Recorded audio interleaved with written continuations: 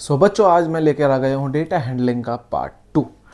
आज हम करेंगे डेटा हैंडलिंग के पार्ट 2। पार्ट 1 में हमने जाना था कि मीन क्या होता है, मोड क्या होता है, मीडियन क्या होता है, और साथ में हमने जाना था रेंज क्या होती है। तो ये सारी चीज़ें हमने डेटा के बारे में जानी थी कि किस तरीके से निकलता है और किस तरीके से अब इसको फाइंड आउट करते हैं, उनका महत्व क्या है इन चीज़ों में। और डेटा को जब हम डेटा में से जब हम मीन निकालते हैं, मीडियन निकालते हैं, मोड और रेंज निकालते हैं, तो हम पहले डेटा को असेंडिंग ऑर्डर में लगाते हैं। तो ये सारी चीज़ें हमने पार्ट 1 में जानी थी।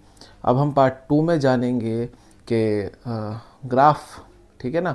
आपने अपने बुक में देखा होगा कि एक तो बार ग्राफ होता है और एक डबल बार ग्राफ होता है और एक फ्रीक्वेंसी टेबल बनी हुई होती है। इन सभी का क्या महत्व है, तो ये सारी चीज़ें आज हम इसमें जानेंगे। बार ग्राफ के बारे में, डबल बार ग्राफ के बारे में और फ्रीक्वेंसी टेबल के बारे में। तो स्टार्ट करते हैं आज का सेशन बिना किसी देरी के। और कृपया करके सेशन को लास्ट तक देखना, क्योंकि मन्नू भैया है तो भाई मैथ्स की चिंता बिल्कुल नहीं करनी है, मेरी जिम्मेदारी है। मैथ्स में आसान बना दूंगा, बस मैथ्स से डरना नहीं, जितना मैं कह रहा हूँ उतना आपको करना पड़ेगा। ठीक है, स्टार्ट करते हैं बिना किसी देरी के। डेटा हैंडलिंग को समझते हैं। यहाँ पर आएगा, सबसे पहले मैं बात करता हूँ फ्रीक्वेंसी टेबल की या फिर टेली मार्क्स टेबल की। चलो टेली मार्क्स टेबल में यहाँ लिख देता हूँ, टेली मार्क्स टेबल।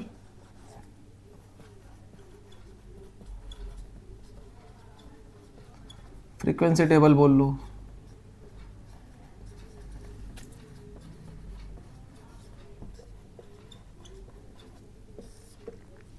इसकी ज़रूरत क्या है, इसकी ज़रूरत क्या है, समझ रहे हो। इसकी ज़रूरत हमें क्या पड़ी कि भाई हमें टेबल के फॉर्म में लिखना है, या मुझे ग्राफ के फॉर्म में लिखना है, या मुझे डबल ग्राफ बार ग्राफ के फॉर्म में लिखना है। क्यों ज़रूरत पड़ी है? देखो, ज़रूरत तो ऐसा सच कुछ नहीं है, लेकिन अगर आपको एक पर्टिकुलर चीज़ देखनी पड़ जाए कि एक डेटा है, उसको हमने सॉर्टेड तरीके से अरेंज करा हुआ है, तो आप चाहोगे, देखोगे कि हाँ भाई ये चीज़ें देखने में और समझने में मुझे आसानी है। तो ये सारी चीज़ें सिर्फ और सिर्फ अंडरस्टैंडिंग के लिए बनाई गई हैं कि एक डेटा है उसको प्रॉपर वे में अरेंज कर दिया। इसलिए हम इस चैप्टर को डेटा हैंडलिंग बोलते हैं कि आप डेटा को किस तरीके से, कितने सुंदर तरीके से हैंडल कर पा रहे हो। समझ रहे हो। जैसे आपकी क्लास में मार्क्स आते हैं ना, आपकी जो रिपोर्ट कार्ड आती है, देखा होगा रिपोर्ट कार्ड में ना एक टेबल सी बनी होती है। इंग्लिश के मार्क्स 50 है, हिंदी के 30 आ रहे हैं, मैथ्स में फेल हुए पड़े हो, एसएसटी समझ नहीं आ रही है, एसएसटी में भी 40-50 मार्क्स आ रहे हैं, साइंस में भी 60-70 मार्क्स आ रहे हैं। तो ये सारी चीज़ें जब आप टेबल में देखा आपने कि इंग्लिश में मेरे इतने मार्क्स हैं, तो अंडरस्टैंडिंग में कितना आसान हुआ है ना, अंडरस्टैंडिंग कितनी आसान हो गई। तो सेम चीज़ हम टेबल में करते हैं कि अगर आपके मार्क्स वैसे ना लिख के उल्टे सीधे करके लिख दिए जाए और बता दीजिए कि ये तो वैसा, ये 40 इसमें, 40 इसमें, 40 इसमें उल्टा सीधा करके लिखा हुआ है, एक प्रॉपर फॉर्मेट नहीं है लिखने का, तो आपको समझ बिल्कुल नहीं आने वाला। वही चीज़ हम करने वाले हैं। चलो एग्जाम्पल से स्टार्ट करते हैं। फ्रीक्वेंसी टेबल, एक मैं एग्जाम्पल लेता हूँ कि भाई कोई भी मैं फिर नंबर्स ले लेता हूँ, उसको मैं उसमें करूँगा जैसे 1 2 2 3 2 1 1 4 5 7 8 7 6। अब ज़रा ये मेरे पास कोई नंबर हो गया, इसको मुझे अरेंज करना है एक टेबल में, फ्रीक्वेंसी टेबल में अरेंज करना है। तो कैसे? सबसे पहले जान लो जो टेली मार्क्स वाली होती है, इसको मैं 1 लिखता हूँ, 2 में लिखता हूँ इसको, 3 में लिखता हूँ इसको, 4 डंडे मतलब 4, और 4 डंडे और इस तरीके से काट दो तो ये 5 बन जाता है, और 6 लिखोगे तो ये 7 लिखोगे। तो मतलब कहने का ये है 5 के बाद से वो 5 में एक एक जुड़ता रहेगा, 5 के बाद से वो 5 में एक एक जुड़ता रहेगा। उसके बाद बच्चों वाली चीज़,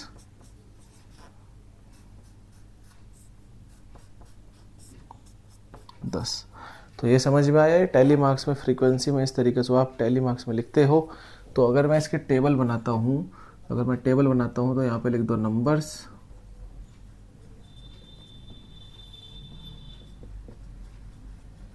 टेली मार्क्स, और फ्रीक्वेंसी इधर आ जाएगा।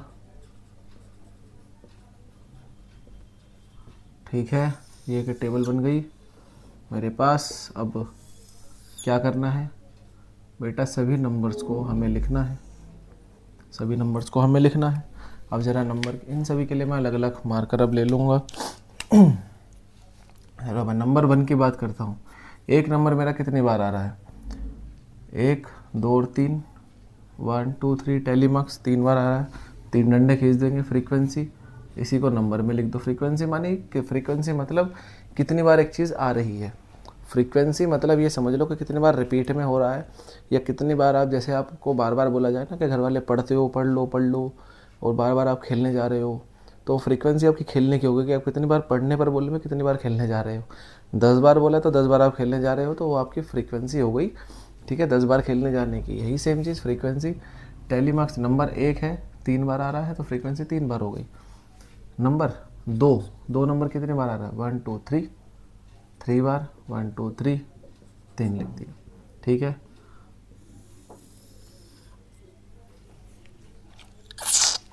सॉरी भाई, इनके सब के लिए मुझे अलग अलग मार्कर यूज़ करने थे, कर लेते हैं, वरना बोलोगे भैया बोलकर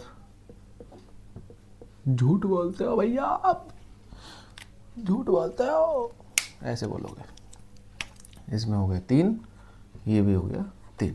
ठीक है, अब 4 के लिए ज़रा, नंबर 3 है और नंबर 4 आ गया।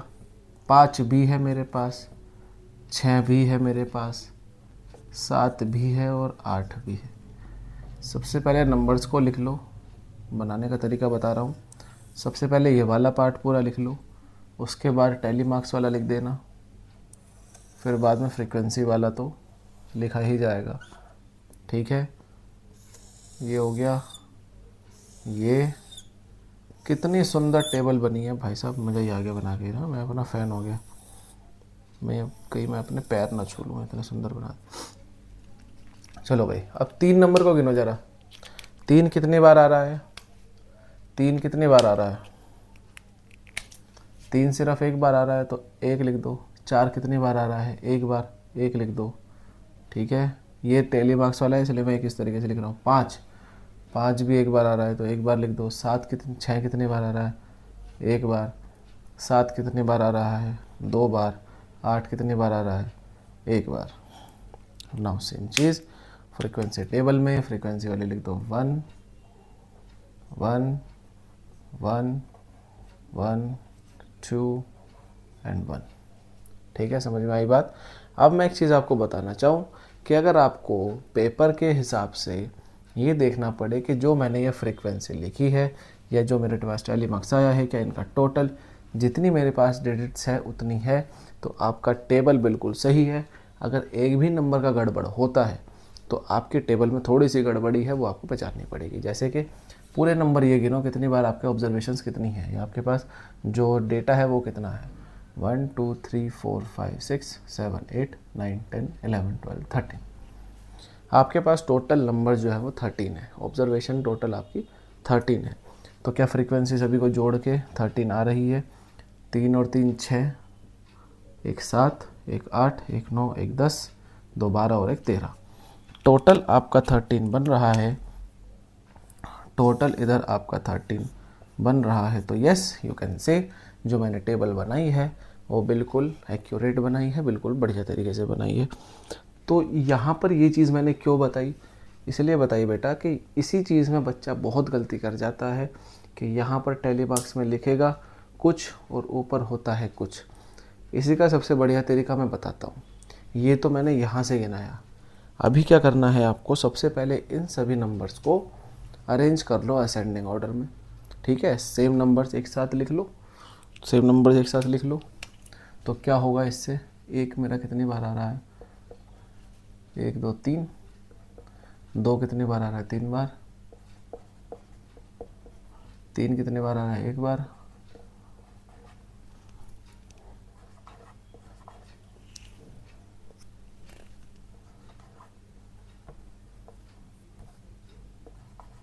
तीन कितनी बार आ रहा है? 1 बार। 4 1 बार। 5 6 1 बार। 7 2 बार। 8। तो ये कितने नंबर्स हो गए गिन लो। 3 3 6 7 1 8 9 10 11 12 13। यहाँ से आपको गिनने में भी लगा दे, आपने ऑर्डर बना दिया। अब यहाँ से आप सीधे सीधे जब आपने इस ऑर्डर में सेट कर लिया, तो आपको बिल्कुल भी दिक्कत नहीं आएगी टैली मार्क्स और फ्रीक्वेंसी टेबल बनाने में, बिकॉज सीधा सीधा गिनना है आपको बस और उतार देना है। एक बार ही मेहनत लगेगी, या तो आप गिनने में मेहनत लगा लो ढूंढने में, या फिर आप ऐसे मेहनत कर लो, आपके ऊपर बात है। ठीक है, अब ज़रा इसी चीज़ को हम ले लेते हैं ग्राफ में। लूँ ग्राफ के लिए दूसरी और टेबल बनाते हैं। चलो ये वाली थोड़ी सी ऑड हो जाएगी। ये वाली चीज़ सारी समझ में आ गई भाई। चलो दूसरे उस पर आते हैं। अब आते हैं ज़रा बार ग्राफ की तरफ। वो मैंने उस सेशन में इसलिए नहीं बताया क्योंकि बहुत खिचड़ी पक जाती है इसमें ना, एक सारी चीज़ बताने में बहुत खिचड़ी पक जाती है दिमाग में, इसलिए मैं 2 सेशन रखे हूँ इसके लिए। अब आते हैं भाई चलो बार ग्राफ की तरफ।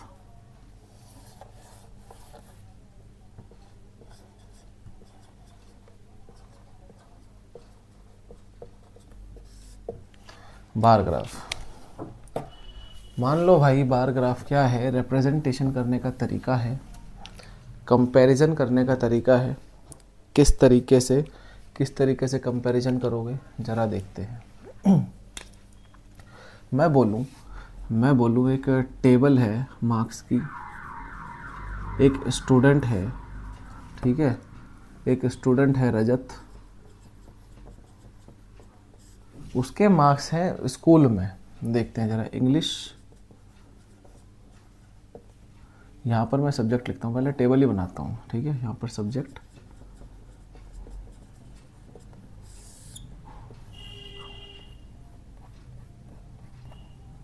मार्क्स, सिंपल सी टेबल है, कोई टैली मार्क्स वाली नहीं है अभी। English, Hindi, maths, science, SST, ये 5 सब्जेक्ट के मैंने मार्क्स इसमें लिख दिए। इंग्लिश में आउट ऑफ फ़िलहाल मैं कितना लूँ, 100 ले लेता हूँ। चलो मार्क्स आउट ऑफ 100। बेचारा इंग्लिश में थोड़ा कमज़ोर है तो 85 मार्क्स आ जाते हैं। हिंदी में 80 ले आता है बेचारा क्योंकि राइटिंग भी ख़राब है।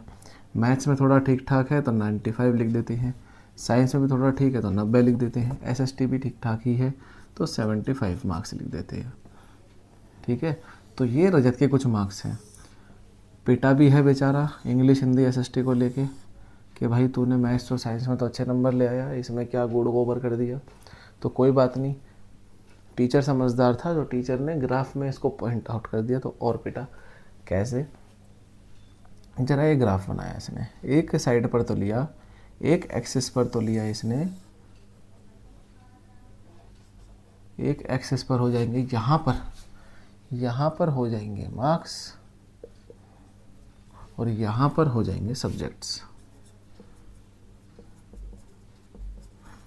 ठीक है, एक तरफ हो गए मार्क्स, एक तरफ हो गए सब्जेक्ट्स। अब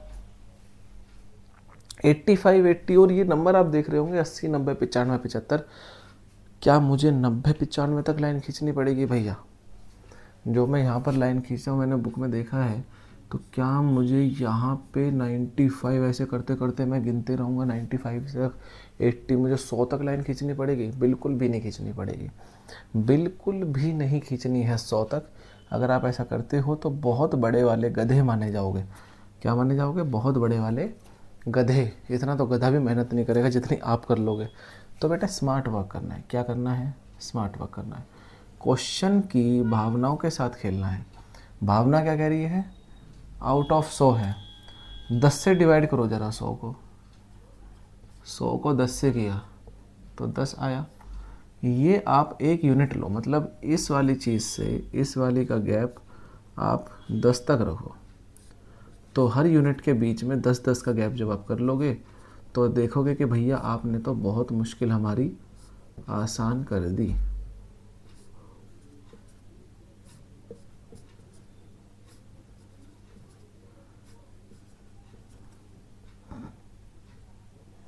आप कहोगे भैया आपने तो बहुत मुश्किल मेरी आसान कर दी। 100 तक आ गए। अब यहाँ पर इसी चीज़ को लिख दो 1 यूनिट, सॉरी ग्राफ के बाहर ही लिखी जाती है ये, यहाँ पर लिख दो आप इस तरफ के 1 यूनिट बराबर 10 मार्क्स। ठीक है, इसको बॉक्स में लिख दो ऐसे। और ये चीज़ ज़रूरी है, इसको समझाना, लिखना पेपर के हिसाब से, कॉपी में आंसर करो उसके हिसाब से बहुत ज़रूरी है। बिकॉज अगर ये नहीं लिखोगे तो टीचर इतना समझदार नहीं होता जब चेकिंग करता है, उसको नहीं पता आप क्या कर रहे हो। आप एक चीज़ समझो, जब आप पेपर लिख रहे हो और आंसर लिख रहे हो ना, आप ये समझो कि टीचर को कुछ नहीं पता, मैं उसको बता रहा हूँ, मैं उसको समझा रहा हूँ कि क्वेश्चन किस तरीके से हो रहा है। ये वाला मेरा मेथड है, जो आपको समझ आ रहा है वो करो, टीचर को जो समझ आएगा उस तरीके से करवाएगा। सबका मेथड अलग अलग हो सकता है, लेकिन आपने किस तरीके से किया वो तो आप समझाओगे बढ़िया से। तो बस वही मैं समझाना चाह रहा हूँ, आप इस तरीके से करो, उसको समझाओ कि मैंने एक यूनिट 10 मार्क्स के बराबर लिए। ठीक है, आपने जब इतना लिख दोगे टीचर समझ जाएगा कि हाँ भाई दिमाग तो है इस लौंडे में। ठीक है, करा। अब इंग्लिश सबसे पहले लो, इंग्लिश 85 आ रहा है भाई, 80 और 90 के बीच में ये वाला पॉइंट, यहाँ पर 85 बन जाएगा, 85 ये बनाओ ज़रा, ये बार। और जो मैं बताना चाह रहा हूँ वो ये कि इस बार की यूनिट अगर आपने ये जो विड्थ ली है, अगर 1 सेंटीमीटर ली है, तो 1 सेंटीमीटर के गैप के बाद ये भी 1 सेंटीमीटर का गैप आएगा। मतलब जितना विड्थ आप इसकी लोगे उतनी ही विड्थ छोड़ के आप दूसरा स्टार्ट करोगे। जैसे 80 है तो उतनी ही विड्थ छोड़ के मैंने 80 के पास ये बनाया इधर, और सेम विड्थ का 1 सेंटीमीटर का। फिर 95 आया तो 95 इसके बीच में बनेगा कुछ इस तरीके से। सेम विड्थ छोड़ने के बाद सेम विड्थ का मुझे ग्राफ बनाना है, ये वाला। ठीक है, 95 फिर 90, बेटा बीच में जो गैप रहेगा वो सेम रहेगा, वो ध्यान रखना है तुम्हें। और 75 इनके बीच में, जी यहाँ गई।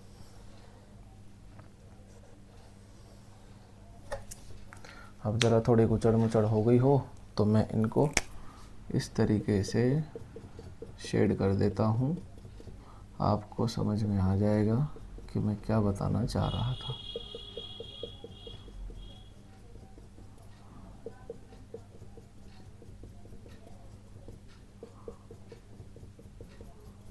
ठीक है भाई, ये देखो, ये जो रेड वाले शेड में दिख रहे हैं, अगर इनके विड्थ आपने इस वाले रेक्टेंगल के विड्थ 1 सेंटीमीटर ली है, तो मैं ये कहना चाह रहा हूँ जो इन दो रेक्टेंगल के बीच का गैप है ये भी 1 सेंटीमीटर लो। दिखने में अच्छा लगता है, रिप्रेजेंटेशन बहुत बढ़िया होगा, और आपको एक समझदार लड़के की श्रेणी में, समझदार स्टूडेंट की श्रेणी में खड़ा कर देगा कि हाँ आपको एक प्रॉपर रिप्रेजेंटेशन आता है करने का। अब देखो, सब्जेक्ट है यहाँ पर, इसके नीचे लिख दो इधर, इसी के नीचे लिख दो इधर। चलो इसको मैं मिटा देता हूँ फ़िलहाल, ये आपने लिख लिया होगा, इसको मैं मिटा रहा हूँ, इसको मैं मिटा रहा हूँ। और यहाँ पर क्या करना है, सब्जेक्ट्स लिए हैं ना इस साइड, इसको ऐसे लिखो और इसको इस तरीके से मार्क कर दो। और यहाँ पर इसके नीचे लिखो इंग्लिश इस तरीके से, यहाँ पर इसी के डायरेक्ट नीचे इंग्लिश, वरना आप इसके अंदर भी लिख सकते हो हिंदी, यहाँ पर आ जाएगा मैथ्स, इसी के नीचे रेक्टेंगल के नीचे लिखना है। फिर यहाँ पर आ जाएगा साइंस, और यहाँ पर आ जाएगा SST। तो ये एक प्रॉपर रिप्रेजेंटेशन हो गया बार ग्राफ का। ठीक है, बार ग्राफ से अब इसमें देखो टेबल में और इसमें कितना अंतर दिखाई दे रहा है। टेबल में तो आपको प्रॉपर मार्क्स दिखाई दे रहे हैं, लेकिन यहाँ पर आपको समझ आ रहा है कि भाई किस तरीके से मेरे जो रेक्टेंगल है वो ऊपर नीचे हो रही है। एक कंपैरिजन आप कर सकते हो इंग्लिश और हिंदी के मार्क्स का बढ़िया तरीके से। तो यहाँ से ये बात समझ में आई बार ग्राफ की हमें यूज़ क्यों पड़ी। एक रिप्रेजेंटेशन वे में, एक स्मॉल वे में रिप्रेजेंट करने का तरीका बार ग्राफ हो गया। इसमें तो काफ़ी जगह चाहिए, लेकिन इस छोटे से ही में आप काफ़ी चीज़ लिख सकते हो। अब इसी का बड़ा भाई आता है बार ग्राफ।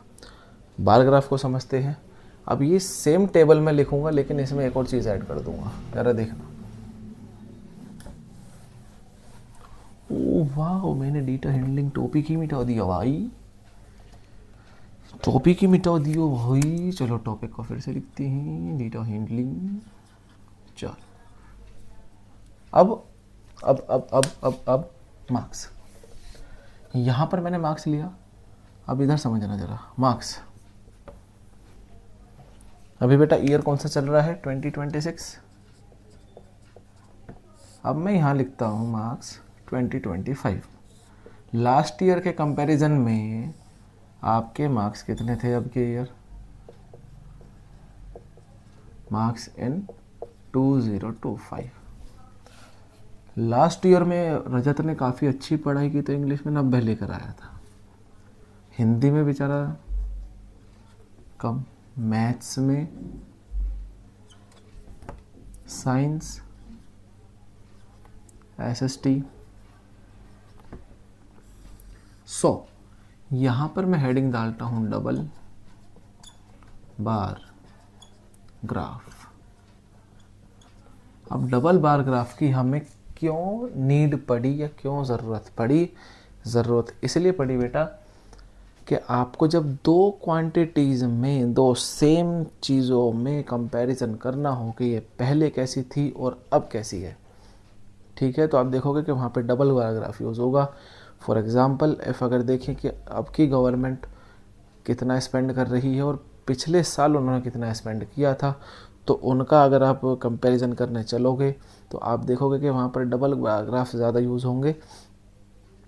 और मार्क्स के केस में भी आपके डबल बार ग्राफ ज़्यादा यूज़ होंगे जब एक चीज़ को आपको पिछले साल से या पिछले महीने से आप देखो कि जब कार सेल्स या बाइक सेल्स आप देखो, कभी देखना कि कितनी महीने में कितनी गाड़ी सेल हो रही है, पिछले साल उसी महीने में कितनी गाड़ी सेल हुई थी। जैसे मारुति सुजुकी है, मान लो इस साल जनवरी 2026 में उसने 2-3 लाख गाड़ी के आसपास उसने बेच दी है, बना दी है, ठीक है।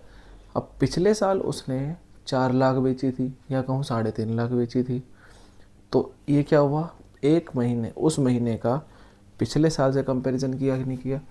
मान लो मारुति ने 2026 की मैं बात कर रहा हूँ, 2026 जनवरी में, ठीक है, कितनी गाड़ियाँ बनाई? 3 लाख गाड़ियाँ बनाई भाई, ठीक है।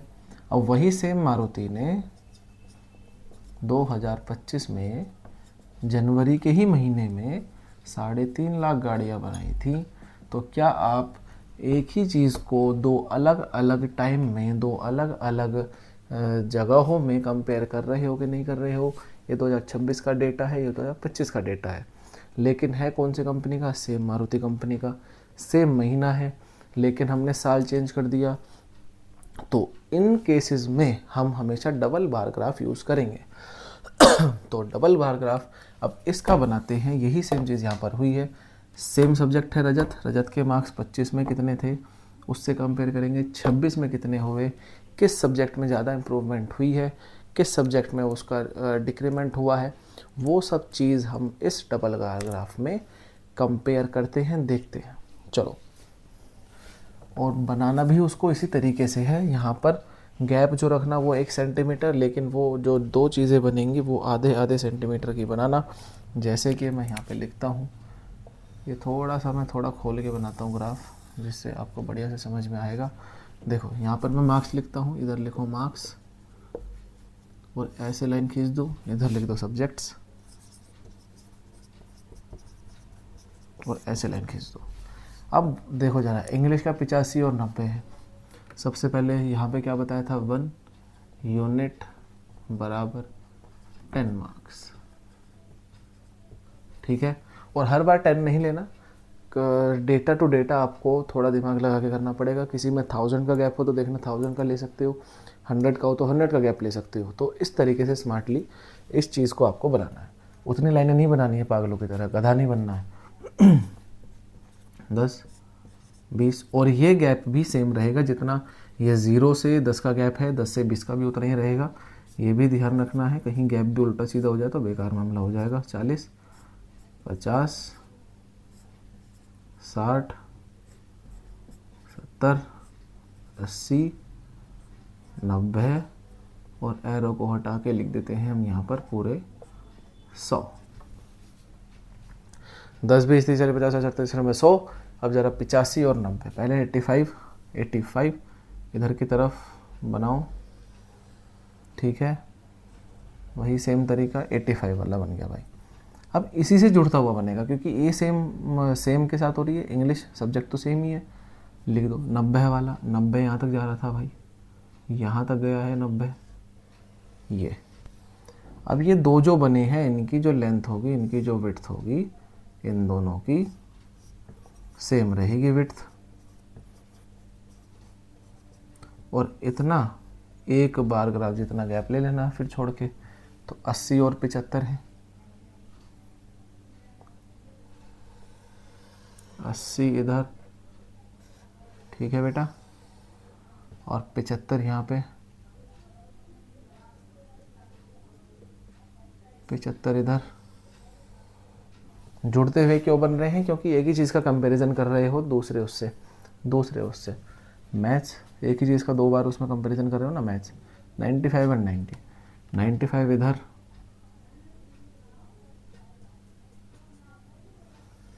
95। अभी थोड़ा सा मेरे पे बनाने में गैप हो गया है तो माफ़ी चाहूँगा, लेकिन आपको नहीं करना है।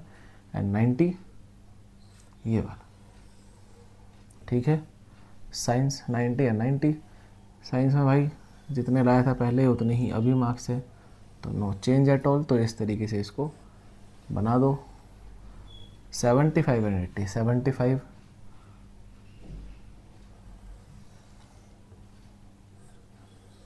एंड 80, ये वाले, ठीक है। अब यहाँ पर देखो 2026 वाले को तो मैं 2026 वाला मैंने रेड से करा है,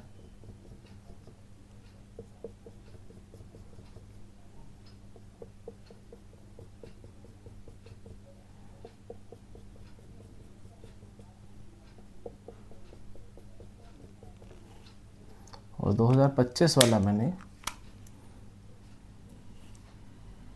ब्लू से करना था, जो कि ब्लैक से हो गया है। देखो यहाँ पर जो मैंने टेबल बनी है वो 26 और 25, मैंने 26 पहले लिखा है, 25 पहले लिखा है। अगर आप चाहो, लेकिन थोड़ा सा मुझे गलत लग रहा है क्योंकि कन्फ्यूज़ हो सकते हो आप, मैं चाहूँगा कि इसको मैं दोबारा बनाऊँ और ये 26 मैं 25 वाला पहले लिखूँ, ठीक है। मैं 25 वाला पहले लिखूँ और 26 वाला बाद में लिखूँ। ज़रा इसको थोड़ा सा, सॉरी मैं माफ़ी मांगना चाहूँगा कि ये थोड़ा सा मैंने उल्टा बना दिया है, ठीक है।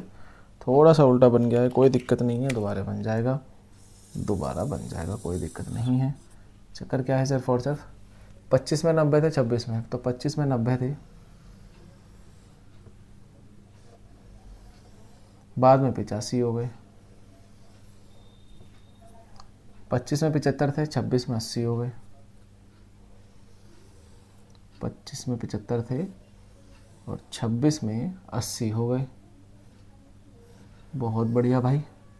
95 थे, 90 हो गए, 90 से 95 हो गए, तो पहले 90 थे यहाँ पे मार्क्स मैथ्स में, और जब हो गए 95, बहुत बढ़िया। 95, साइंस में 90 थे तो 90 ही रहे, 90 है, पहले भी 90 है और बाद में भी 90 है। भाई टेढ़ा मेढ़ा बन गया तो ये मत करना भाई, भैया आपको तो ड्राइंग आती नहीं है। ड्राइंग मुझे आती है, लेकिन अभी थोड़ा सा जल्दबाजी में मेरे से ऐसे बन रहा है। 90, 75 और 80, 75 पहले 80 थे भाई, पहले 80 थे, बाद में हो गए 26 में 75।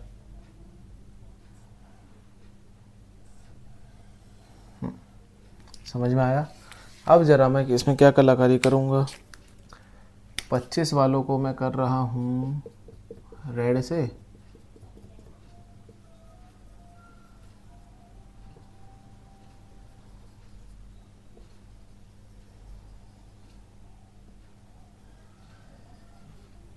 ठीक है, और 26 वाला मैंने ऐसे छोड़ दिया है, तो आपको लिखना पड़ेगा शेडेड। तो यहाँ पे लिखना पड़ेगा shaded is 2025 marks and unshielded 2026 marks. ये भी आपको लिखना पड़ेगा, जिसमें शेड कर रहे हो तो वो 2025 वाले हैं, अनशेडेड वाला 2026 वाला है। तो यहाँ से क्या देखने को मिला कि दो चीज़ों का मैं कंपैरिजन, कि भाई पहले 90 थे फिर 85 हो गए, तो ये डिप हुआ है कि नहीं हुआ है, ये कम हुआ है कि नहीं हुआ है। पहले 75 थे तो 80, ये बढ़ा है भाई, ये बढ़ा है तो प्लस, ठीक है। मैथ्स में 90 से 95 तो ये भी बढ़ा है, प्लस हुआ है। ये सेम रहा है भाई, ना तो घटा ना बढ़ा, सेम रहा, ये भी घट गया। ठीक है, तो इस तरीके से आप ग्राफ के थ्रू अपने मार्क्स को या किसी भी चीज़ को कंपैरिजन करके देख सकते हो कि भाई किस सब्जेक्ट में मुझे इम्प्रूवमेंट की ज़रूरत है, कहाँ पर मुझे काम करना है, कहाँ पर नहीं करना है। तो ये सारी चीज़ें आप इसमें देख सकते हो बढ़िया से। ये था हमारा डबल बार ग्राफ का एग्जाम्पल। डबल बार ग्राफ इस तरीके से यूज़ में आता है when you compare two same quantities with different timeline, with a different कह सकते हो डिफरेंट टाइमलाइन हो सकता है, डिफरेंट मंथ हो सकता है, या डिफरेंट जोन हो सकती हैं। ये सारी चीज़ों को आप एक डबल पैराग्राफ के ज़रिए से समझ सकते हो। तो कैसा लगा आपको ये सेशन? ख़त्म हो गया भाई, इसमें और कुछ नहीं है। अगर मैं बताऊँ और कुछ है, इसमें और कुछ नहीं है। फर्स्ट पार्ट में सब मैंने कवर कर दिया है, मीन, मीडियन, मोड, रेंज वाला, बिल्कुल देखना जाके। इस पार्ट में मैंने ग्राफ के बिल्कुल धज्जा उड़ा दी है, बिल्कुल देखना इस वाले पार्ट को, और सभी को शेयर कर दो। ठीक है, अच्छा लगा हो। और जो भी चैप्टर आपको आगे चाहिए तो कृपया करके मुझे बता दो, उसकी वीडियो आपको मिल जाएगी। और मैं अभी स्टार्ट कर रहा हूँ 8th क्लास का भी पूरा कंप्लीट कर दूँगा, साइंस पर भी आएंगे, कोई दिक्कत मत लो। ठीक है, बाय बाय, टेक केयर और लव यू ऑल।